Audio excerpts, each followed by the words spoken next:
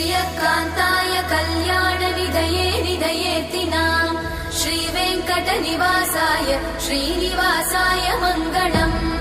लक्ष्मी सविभ्रमालोकसुभ्रूविभ्रमचक्षुषे चक्षुषे सर्वलोकानां वेङ्कटेशाय मङ्गलम्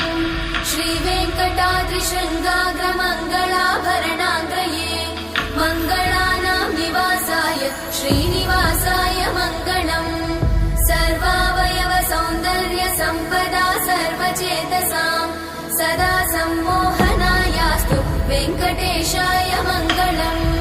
नित्याय निरवध्याय सत्यानन्दचिदात्मने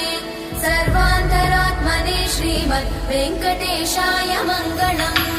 स्वतः सर्वविदे सर्वशक्तये सर्वशेषिने